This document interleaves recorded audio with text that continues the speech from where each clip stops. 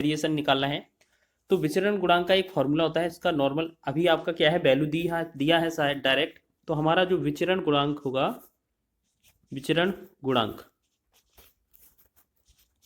विचरण गुणांक जिसे हम सीवी बोलेंगे, सीवी, सीवी जो होगा वो क्या हो जाएगा हमारा मानक विचलन ऊपर रहेगा, मानक विचलन, और इसके बटा में क्या हो जाएगा माध्य, और गुणे में लगा देंगे 100, इससे हमारा आंसर आ जाएगा और ये परसेंटेज में आंसर आएगा। ठीक है, तो यहाँ पर हमारा जो कोफिशिएंट ऑफ वेरिएशन है, तो यहाँ पर सी वी बराबर क्या हो जाएगा, मानक विचलन लिखा जाएगा ऊपर 5, बटा में माध्य लिखा जाएगा 25 नीचे, गुणे में लगा देंगे 100। तो हमने 25 चौके 100 किया 4 बार, 5 का 4 में गुणा करेंगे 5 चौके 20, तो ये 20% इसका राइट आंसर हो जाएगा। ठीक है, ऑप्शन नंबर सी इसका राइट है, तो ऑप्शन नंबर सी आपका सही हो जाएगा। ठीक है, तो इस तरीके से आप याद रखेंगे। आगे बढ़े अगले क्वेश्चन की ओर। इस तरीके से आपका एक क्वेश्चन और दिया जा रहा है, आप इसको करके दिखाइएगा, बहुत ही आसान है। अगर आप करके दिखाएंगे तो वीडियो को पॉज कर लीजिएगा, थोड़ा रोक लीजिएगा, फिर अपना आंसर कीजिएगा, अगर आंसर मैच करता है तो आगे बढ़िएगा। ठीक है, यदि माध्य 40 है और मानक विचलन 5 है तो विचरण गुणांक सी वी ज्ञात कीजिए। तो अभी हमने क्या बोला था, सी वी बराबर क्या होगा, जो आपका मानक विचलन है वो ऊपर लिखा जाएगा, जो आपका माध्य है वो नीचे लिखा जाएगा, और गुणा में 100 लगा दिया जाएगा। ठीक है, फिर क्या करेंगे, देखो 20 दूना 40, 20 पंचे 100, 5 का 5 में गुणा 25, 25 बटा 2 क्या लिखेंगे, ये 12.5% हो जाएगा कि नहीं, 12.5%। इसका राइट आंसर होगा ऑप्शन नंबर आपका बी, इसका राइट हो जाएगा। इसी तरीके से आपको और आगे बढ़ना है। ये जो एग्जाम में क्वेश्चन है आपके प्रीवियस ईयर पूछे गए थे, आंकड़े दिए हैं 3, 10, 10, 4, 7, 10, 5 का माध्य विचलन क्या है। ठीक है, माध्य के सापेक्ष विचलन निकालना है, तो माध्य निकालना है। सबसे पहले तो हमें क्या है, इसका माध्य निकालना पड़ेगा। एक्स बार या एक्स बार बराबर माध्य होता है, ये क्या होता है, सभी आंकड़ों का योग बटा में संख्या, 3 प्लस 10 प्लस 10 प्लस 7 प्लस 10 के बाद 4 था, 10 के बाद 4, 10 के बाद 4 प्लस 7 प्लस 10 प्लस 5। ठीक है, तो हमने सातों संख्याएं लिख ली हैं, और बटा में हमने जितनी संख्या हैं उनका नंबर से भाग दे देना। 7 संख्या है तो 7 से भाग कर देना। अब ऊपर वाला जोड़े हम, कितना आता है देखो, तो आपको क्या करना है, कितना आ रहा है, 7 3 और 10 13, 13 10 23, 23 4 27, 27 और 7 34, 34 10 44, 44 5 49, यानी कि ये बनेगा कितना 49। ठीक है, 49 बटा में 7 करेंगे तो ये हमारा जो आंसर आएगा कितना, यहाँ पर माध्य का आंसर बनेगा 7। ठीक है, अब माध्य को आपको यहाँ पर लिख लेना है बीच में। ठीक है, आपको माध्य यहाँ पर लिख लेना है। अब देखिए आपको थोड़ा स्टेप और रह गया है करना, आपको 3 और 7 का डिफरेंस निकालना है। 3 और 7 का डिफरेंस कितना आएगा, 4, तो 4 लिख लेना है। फिर 7 और 10 का डिफरेंस 3 आएगा, तो इसको 3 कर देना है प्लस में। आपको ये चीज़ याद रखना, माइनस कभी भी नहीं लेना है, हर बार प्लस लेना है। ठीक है, 3 और 7 का अंतर 4 प्लस किया, फिर 10 और 7 का अंतर 3 प्लस कर देंगे, फिर 10 और 7 का अंतर 3 फिर प्लस कर देंगे, फिर 4 और 7 का अंतर 3 आएगा फिर प्लस करेंगे।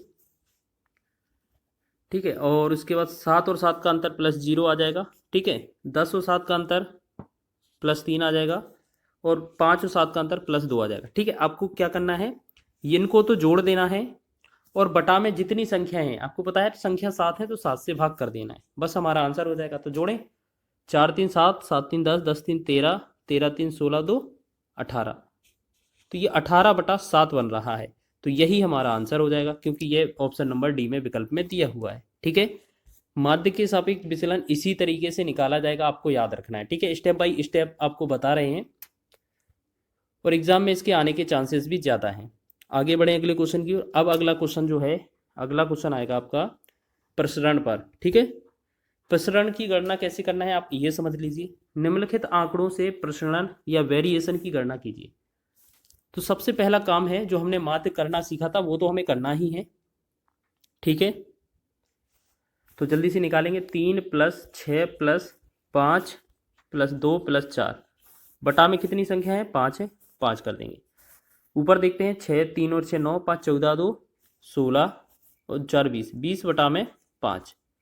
जब हम इसे भाग करेंगे तो ये कितना बन जाएगा, माध्य हमारा आ जाएगा 4। ठीक है, माध्य आ गया 4। अब हमें क्या करना है देखिएगा, जो हमारे पास ये संख्या दी गई हैं यहाँ पर कितना कितना दिया है देखिएगा, यहाँ पर 3, यहाँ पर कलर चेंज कर लेते हैं, यहाँ पर है 3, 6, 5, 2 और 4। ठीक है, ये संख्या है। अब हमें क्या है, इस माध्य को बीच में लिख लेना है। ठीक है, माध्य को ये क्या है, हमने बीच में लिख लिया है। अब हम क्या करेंगे, वैसा ही जैसा हमने अभी किया था ना, 3 और 4 का अंतर 1। अब हमें 1 नहीं लिखना है, 1 का वर्ग लिखना है, याद रखेंगे। ठीक है, 3 और 4 का अंतर आएगा 1, 1 का वर्ग 1 ही आएगा। 6 और 4 का अंतर आएगा 2, 2 का वर्ग 4 हो जाएगा। 5 और 4 का अंतर आएगा 1, तो 1 लिखेंगे। 2 और 4 का अंतर आएगा 2, तो 2 का वर्ग 4 लिख देंगे। देखिए 5 और 4 का अंतर 1 आ रहा है, 1 का वर्ग करने पर 1 ही आएगा, इस वजह से 1 लिख दिया। ठीक है, 2 और 4 का अंतर 2, 2 का वर्ग करेंगे 4 हो जाएगा। फिर प्लस 4 और 4 का अंतर क्या आएगा 0, तो 0 का वर्ग 0। बटा में क्या करना है, जितनी संख्या है, संख्या है तो हमारे पास 5 है, बस 5 बटा में लिख देंगे। तो 1 और 4 5, 5 और 1 6 और 4 10, 10 बटा में 5 आया, 10 बटा में 5 हम 5 से भाग करेंगे, 5 दूना 10। तो ये जो होगा हमारा वेरिएशन का आंसर हो जाएगा, प्रसरण इसका राइट आंसर हो जाएगा। ठीक है, तो इसका ऑप्शन नंबर सी इसका राइट आंसर हो जाएगा। तो इस तरीके से आप करेंगे। बस एक क्वेश्चन और, इसका स्टेप, अगला स्टेप क्या आएगा, अब क्वेश्चन में मानक विचलन पूछा जा सकता है। जैसे आपको ये संख्या दी गई है, समुच्चय का मानक विचलन ज्ञात कीजिए, इस तरीके से क्वेश्चन बोला जा सकता है। तो जितना स्टेप हमने प्रसरण का किया है, जैसे हम क्या है, पहले तो प्रसरण तक आंसर निकालेंगे। ठीक है, जो प्रसरण आ जाएगा उसे वर्गमूल के अंदर लिख देंगे, हमारा मानक विचलन भी आ जाएगा। ठीक है, तो स्टेप वही आजमाएंगे, वही करेंगे। सबसे पहले इनका माध्य निकालेंगे, 10 + 11 + 12 + 9 + 8 बटा में कितनी संख्या है, 5 संख्या है। देखिएगा 10 11 21, 21 और 12 33, 33 9 कितना होगा 42, 42 8 50। तो ये कितना हो गया 50, बटा में 5 से भाग करेंगे तो ये कितना आ गया 10। ये 10 क्या हो जाएगा हमारा माध्य। ठीक है, फिर हम क्या करेंगे, इसे हम संख्या लिख लेते हैं। जैसे 10 लिखा था, 11 लिखा था, 12 लिखा था, 9 और 8, ये सभी संख्याएं थी ना हमारी। अब इस माध्य को हम क्या करेंगे, बीच में लिखेंगे। 10 को हमने क्या किया, बीच में लिख लिया। अब इस 10 का रोल क्या है, पहले तो हमारा प्रसरण निकलेगा। ठीक है, तो 10 और 10 का अंतर 0 और 0 का वर्ग 0, हमें वर्ग जोड़ना है। ये पहले क्या निकाल रहे हैं हम, प्रसरण, प्रसरण निकालना पड़ेगा पहले में। 0 का वर्ग 0, 1 और 10 का डिफरेंस 1 है, 1 का वर्ग कितना आएगा 1। 12 और 10 का डिफरेंस 2 है, 2 का वर्ग कितना होगा 4। 9 और 10 का डिफरेंस 1 है, तो 1 का वर्ग 1। 8 और 10 का 18, 8 और 10 का अंतर 2 है, 2 का वर्ग 4। बटा में हम क्या करेंगे, जितनी संख्या है, तो संख्या हमारे पास कितनी है, 5 संख्याएं हैं, 5 से भाग करेंगे तो ये कितना 10 बटा 5 जो बन रहा है, ये बनेगा हमारा 2। 2 क्या हो गया हमारा प्रसरण। ठीक है, ये आ गया प्रसरण। लेकिन हमसे पूछा है मानक विचलन, तो हमने क्या बताया था पिछले स्टेप में कि मानक विचलन में क्या आंसर आ जाएगा, बस थोड़ा सा बदलाव है। जो हमारा प्रसरण था, प्रसरण वेरिएशन, उसको हमें अंडरवुड के अंदर लिख देना है बस। तो 2 को हम अंडरवुड के अंदर लिखेंगे तो आंसर यही हो जाएगा, वर्गमूल निकलेगा नहीं इसका। तो ऑप्शन नंबर बी में इसका आंसर दिया हुआ है। देखिएगा हमने आपको स्टेप बाय स्टेप दिखाया है कि किस तरीके से पहले क्या निकाला जाना चाहिए। ठीक है, 5 मानों का प्रसरण 16 है। यदि प्रत्येक मान 2 गुना हो जाए तो नए मान का मानक विचलन ज्ञात करें। ठीक है, अब आपको क्या करना है, आपको सीधा ये याद रखना है, इनके 5 मान लिखा है, 10 मान लिखा है, इससे कोई मतलब नहीं है। प्रसरण कितना दिया है आपका 16, देखिएगा प्रसरण कितना है आपका, वेरिएशन कितना है आपका 16 दिया हुआ है।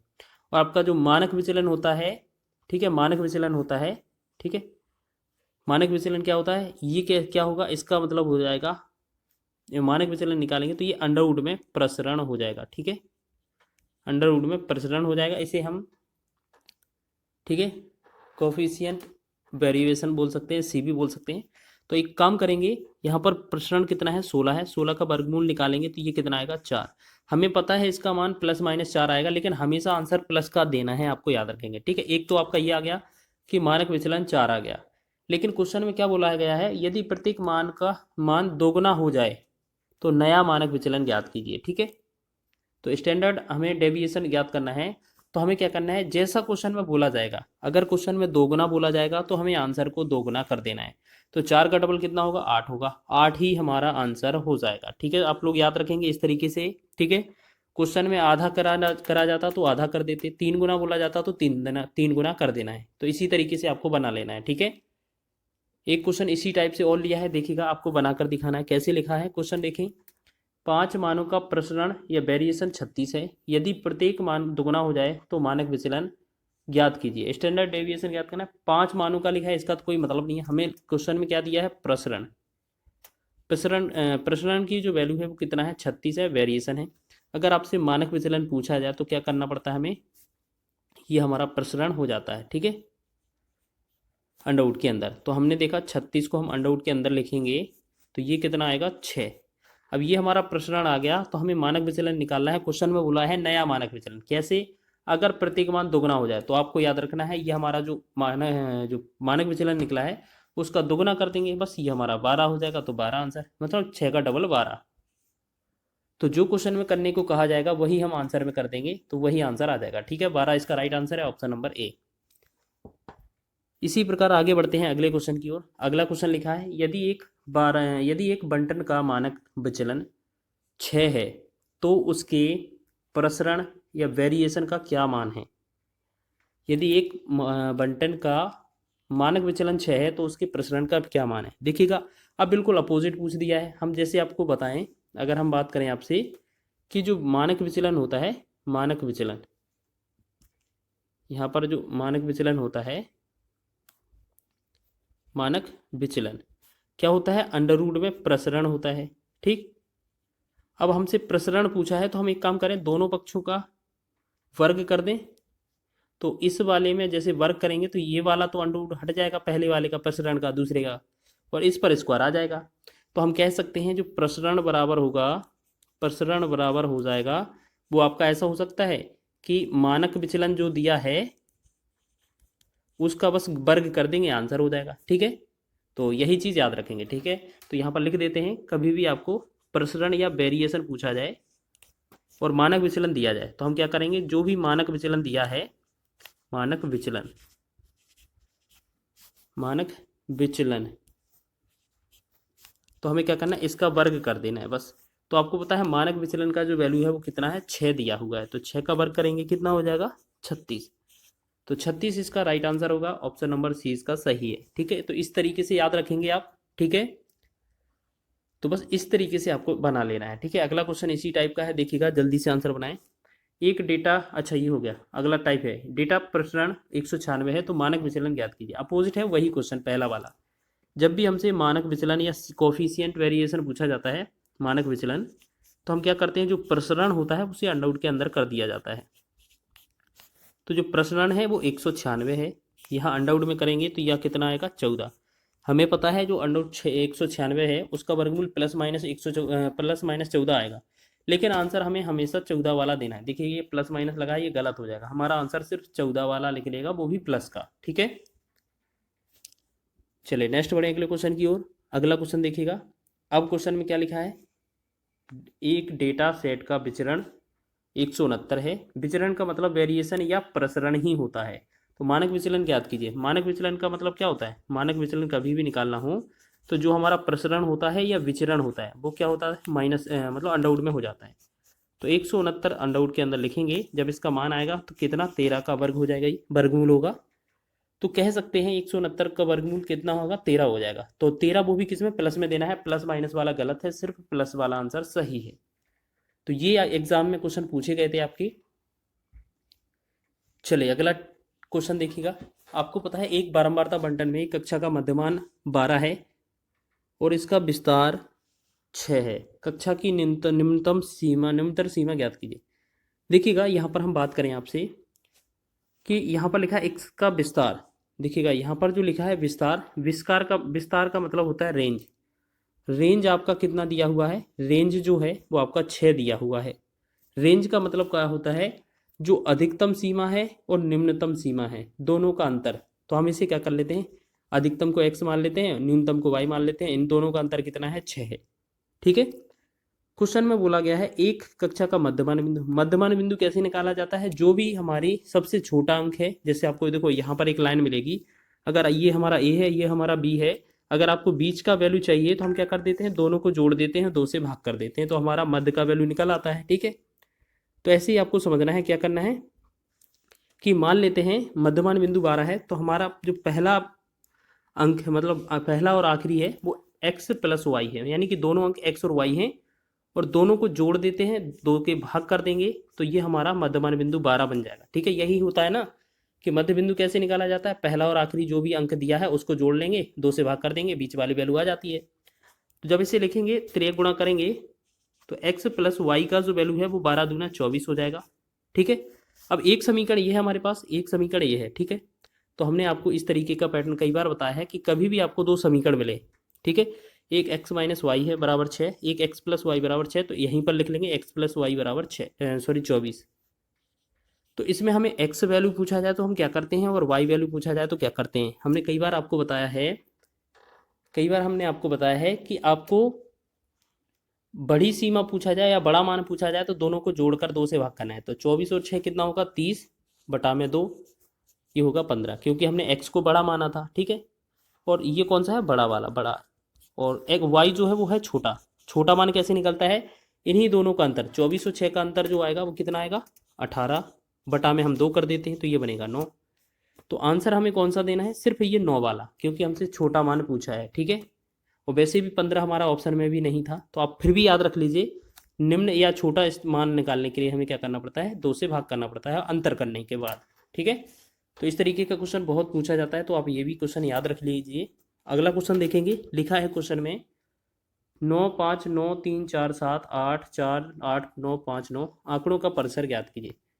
परसर का दूसरा नाम ही क्या है, रेंज है। रेंज का मतलब क्या है, जो आपका सबसे हाईएस्ट नंबर है और सबसे लोएस्ट नंबर है, उन दोनों का अंतर निकाल देंगे, आंसर हो जाएगा। ठीक है, तो यहाँ पर रेंज निकालेंगे आर बराबर, तो हम कैसे निकालेंगे, सबसे बड़ा अंक हमें देखो इसमें 9 लग रहा है। ठीक है, सबसे बड़ा 9 ही है ना, 9 लिखेंगे, और सबसे छोटा अंक देखिए यहाँ पर 3 है, और कोई छोटा तो है नहीं, हाँ 3 है। ठीक है, तो 9 और 3 का अंतर जो आएगा वो कितना आएगा, 6, तो यही हमारी रेंज हो जाएगी, यही हमारा परसर। ठीक है, ऑप्शन नंबर सी इसका राइट आंसर हो जाएगा 6 इसका आंसर है। ठीक है, तो आगे बढ़ें, दो क्वेश्चन और हैं, जल्दी से देखो। यहाँ पर लिखा है, इस तरीके से आंकड़े दिए हैं, इन आंकड़ों का रेंज ज्ञात कीजिए। देखिएगा अब क्या है, इंग्लिश में नाम दे दिया है, रेंज का मतलब क्या होता है, परिसर ही पूछा है हमसे। ठीक है, परिसर ही पूछा है, आर का मान, तो हम क्या करेंगे, सबसे बड़ा मान लेंगे, तो सबसे बड़ा मान क्या है, 9 है, और सबसे छोटा मान देखेंगे जल्दी से, हमें यहाँ पर 4 मिला, 4 से और कोई छोटा है नहीं, तो मतलब 4 हो गया। ठीक है, अब 9 और 4 का डिफरेंस जो आएगा वो कितना आ जाएगा, 5, 5 आ जाएगा कि नहीं,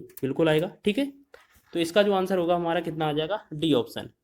आगे बढ़े अगले क्वेश्चन की ओर। यहाँ पर लिखा है, यदि माध्य और मध्यिका के मान क्रमशः 4 और 5 है तो बहुलक ज्ञात कीजिए। देखिएगा, आपको याद रखना है, यहाँ पर एक आपका फॉर्मूला अलग से होता है इनका। ठीक है, एक सूत्र होता है इनका अलग से, कि बहुलक बराबर 3 मध्यिका, मतलब 3 गुणे में मध्यिका माइनस 2 गुणे में माध्य या 2 माध्य। तो आप ऐसे भी समझते हैं कि मध्यिका में 3 अक्षर लग रहे हैं आपको, तो 3 का गुणा करना है, माध्य में 2 अक्षर लग रहे हैं तो 2 का गुणा करना है। ठीक है, फिर माइनस कर देना है। तो बहुलक हमसे ज्ञात करना है इस वाले क्वेश्चन में, तो 3 गुणे में मध्यिका का कितना नंबर है, मध्यिका का वैल्यू दिया है 5, तो 5 लिखेंगे, माइनस 2 गुणे में माध्य का वैल्यू पहला वाला है कितना दिया है, 4, तो ये 4 लिखेंगे। ठीक है, 5 दिया 15 हो जाएगा, 15 में से 2 चौके 8 हटाएंगे तो कितना बनेगा, ये 7 बनेगा। 7 इस क्वेश्चन का राइट आंसर हो जाएगा। ठीक है, सभी बच्चों को समझ में आ गया है, इस तरीके से क्वेश्चन आपका पूछा गया था। और मैं कह देता हूं, आपका जो ग्रुप डी का एग्जाम होगा, जो आपका ग्रुप डी का एग्जाम होगा, उसमें ये 100% पूछा जाएगा शिफ्टों में। ठीक है, कई सारे शिफ्टों में ये पूछा जाएगा, वो प्रीवियस ईयर 2022-23 में ये बहुत पूछा गया था। ठीक है, चलिए आगे बढ़े अगले क्वेश्चन की ओर। नेक्स्ट क्वेश्चन देख लेते हैं, प्रेक्षणों की एक निश्चित संख्या की मध्यिका 55 और माध्य 58 है, बहुलक ज्ञात कीजिए। देखिए, अब फिर एक क्वेश्चन बहुलक पर आधारित है। तो बहुलक बराबर क्या होता है, हमने अभी आपको बताया, एक दो बार फॉर्मूला लिखते चलेंगे जिससे कि आपको याद हो जाएगा। तो 3 गुणे में मध्यिका होता है। ठीक है, 3 गुणे मध्यिका माइनस 2 गुणे माध्य, 2 माध्य हो जाएगा। ठीक, तो अब इसमें क्या है, 3 गुणे में मध्यिका करेंगे तो मध्यिका का वैल्यू कितना दिया हुआ है, 55, तो हम 55 लिखेंगे, माइनस 2 गुणे में माध्य करेंगे तो माध्य का वैल्यू कितना दिया है, 58। ठीक है, अब इसे हम कैलकुलेट करेंगे, 3 5 15, 3 5 15 1 16। ठीक है, माइनस करेंगे, 2 8 16, तो 5 10 11, 116 घटाना है 165 में से, तो 5 से 15 में से 6 गया 9 बचा, 16 में से 12 4 16, यानी कि 49 बचेगा घटाने पर, तो ये इसका राइट आंसर बन जाएगा। तो इसी तरीके से आपको फास्ट करना है, क्योंकि एग्जाम में ये क्वेश्चन बहुत पूछे जाते हैं और प्रीवियस ईयर एग्जाम में भी ये क्वेश्चन बने थे आपके।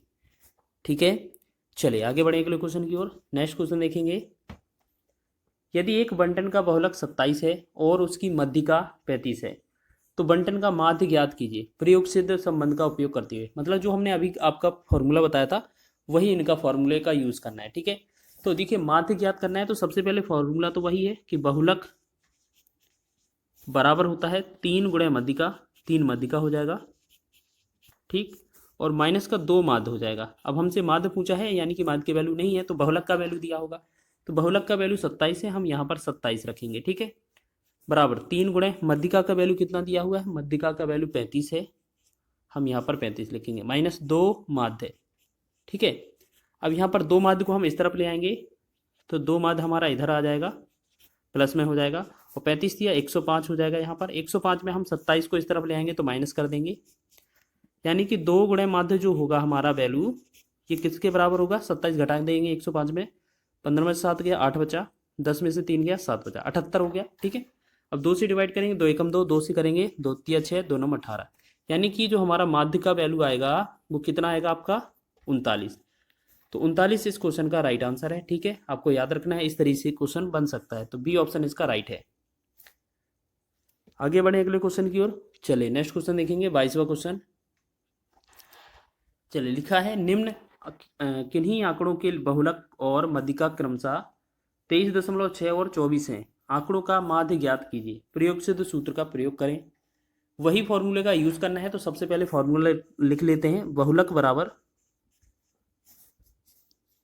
3 मध्यिका, मतलब 3 गुणे मध्यिका हो जाएगा यहाँ पर, माइनस 2 माध्य। ठीक है, 2 माध्य हो जाएगा। ठीक, अब बहुलक कितना है हमारे पास, बहुलक दिया है यहाँ पर, देखो बहुलक और मध्यिका, यानी कि बहुलक पहला वाला है 23.6 हो जाएगा, 3 गुणे में, मध्यिका दूसरा वाला है तो दूसरा वाला मान 24 है, माइनस 2 माध्य। ठीक है, तो हम क्या करेंगे, 23 को यहाँ पर ही रहने देंगे, ये 2 माध्य हम इस तरफ ले आएंगे, माध्य इस तरफ ले जाएंगे 2। ठीक है, बराबर 23 24 थी कितना होगा 72 हो जाएगा, 72 में से कितना घटाना है 23.6, तो यहाँ 2 गुणे माध्य या 2 माध्य बराबर क्या हो जाएगा,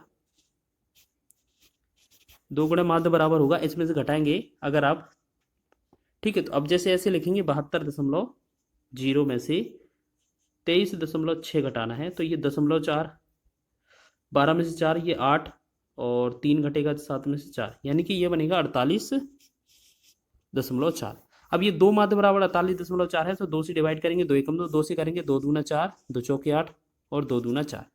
तो हमने देखा ये माध्य का जो वैल्यू है, इसका जो आंसर आएगा वो 24.2 लिखा जाएगा। ठीक है, तो माध्य ही क्वेश्चन में हमसे पूछा था, आंकड़ों का माध्य ज्ञात कीजिए। ठीक है, तो माध्य कितना हो जाएगा 24.2, इसका right answer option number A इसका सही हो जाएगा। तो इसी तरीके से एक और अंतिम प्रश्न है। अब ये क्या है, आपसे सिर्फ फॉर्मूला ही पूछ लिया है कि आपको फॉर्मूला बताना है, क्या इसका आंसर होगा। निम्नलिखित में से कौन सा विकल्प आंकड़ों के एक समुच्चय के माध्य, मध्यिका और बहुलक के बीच सही प्रयोग सिद्ध संबंध दर्शाता है, यानी कि आपको बताना है कि इनमें कौन सा आंसर सही है। ठीक है, तो आप एक बात बताएं, आपको फॉर्मूला पता है क्या होता है, बहुलक बराबर होता है 3 मध्यिका माइनस 2 माध्य, यही होता है ना, यहाँ क्या हो जाएगा 3 मध्यिका माइनस 2 माध्य। ठीक है, अच्छा इसको हमें क्या करना है, इनमें से विकल्प बनाना है कि हमारा आंसर क्या हो जाएगा। ठीक है, एक काम करते हैं, इस वाले में हम पक्षांतर कर देते हैं। ठीक है, तो यहाँ पर क्या है, ये दोनों चीज़ें इस तरफ लिखेंगे और ऐसे मान लेते हैं यहाँ पर, या फिर आप ऐसे समझ लीजिए कि देखो, या तो ऐसे समझ लीजिए कि ये वाला जो आंसर है, जो हमारा फॉर्मूला बनता है, इनमें से किसको सॉल्व करने पर आ जाएगा। ठीक है, तो ऐसे ही समझ लीजिए। चलिए हम एक काम करते हैं, डी विकल्प को सॉल्व करके देखते हैं, अगर हमारा बन जाता है, क्या बनना है हमारा, बहुलक बराबर 3 मध्यिका माइनस 2 माध्य, अगर ये आपका बन जाएगा तो आपका यही आंसर बनाना है, ठीक है। जैसे हमने डी विकल्प को उठाया, ठीक है, तो पहले लिखा है माध्य माइनस बहुलक, ठीक है, बहुलक को हम शॉर्ट लिख रहे हैं अब, बराबर 3 ब्रैकेट के अंदर है, बाहर है सॉरी, 3 का दोनों में गुणा करेंगे तो यहाँ पर 3 माध्य बन जाएगा, माइनस और 3 मध्यिका बन जाएगा, ठीक है, ये 3 मध्यिका बन जाएगा, ठीक। अब हम क्या करेंगे, बहुलक को उस तरफ ले जाएंगे, बाकी सब इधर ले आएंगे, तो 3 माध्य है, यहाँ 3 मध्यिका है, तो मध्यिका इस तरफ ले आएंगे तो हमारा प्लस का हो जाएगा 3 मध्यिका, ठीक है।